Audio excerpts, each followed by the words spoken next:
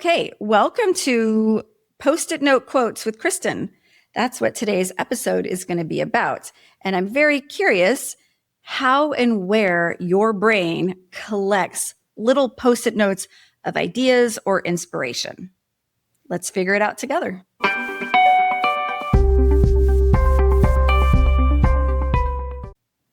Hi, everybody. I'm Kristin Graham, and this is Fewer Things Better.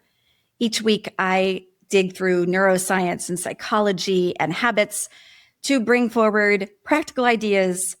Think of it like headlines and highlights without all the homework. So recently, I came across a whole bunch of Post-it notes where I had jotted down ideas and quotes for content. Some have been for presentations, and a lot were early ideas for this actual podcast. And it's funny because I can look back on this now and see how much I learn through the lessons that I collect. And I was talking to my son recently about consistency and about habits. We both go to this gym, and he's naturally athletic. For one thing, he's 20. And so we can have the same habit of going to the gym, but we're going to have different results.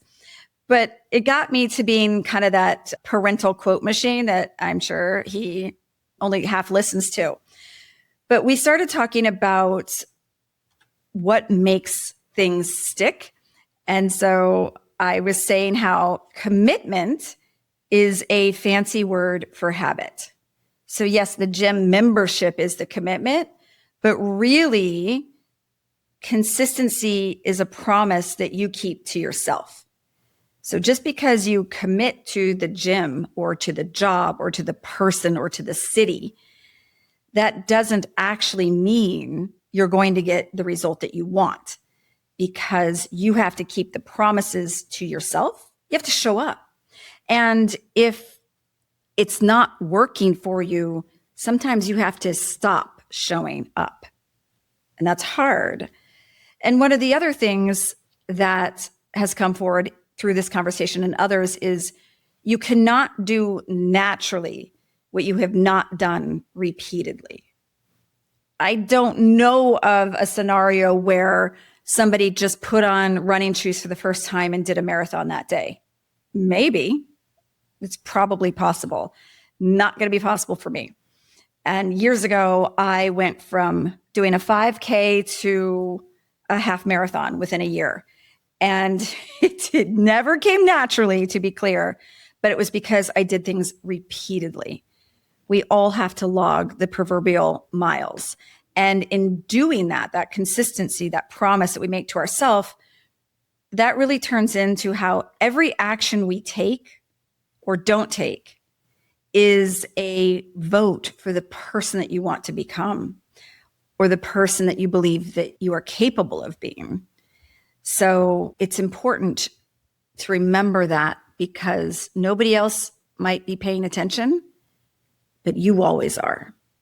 So if you're breaking habits to yourself, if you're making commitments and delivering on them for everybody else, but you are not repeatedly doing things for yourself because it doesn't feel natural, that's a sign that you haven't done it enough.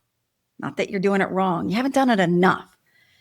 Which brings me to my final nerd quote for the day, which is this: you cannot be mad about the results you do not have for the work you did not do. You cannot be mad about results you did not get for the work you did not do. And this is very prevalent in conversations I have with my early 20-somethings. And myself sometimes, frankly. But it's like, yes, you can look around and see this person with this opportunity and this over here, but comparison gets you nowhere. If you didn't do the work, you're not going to get the results. And does that mean that sometimes life isn't always fair and some people might skip the line? Sure.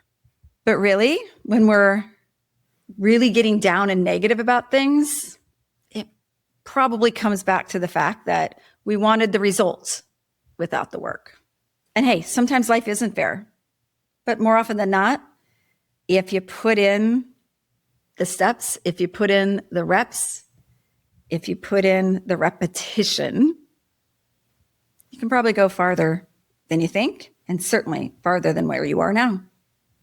So that concludes Post-it Note Wisdoms for today. And I'm always curious about what collects in your brain. I'd love to hear it.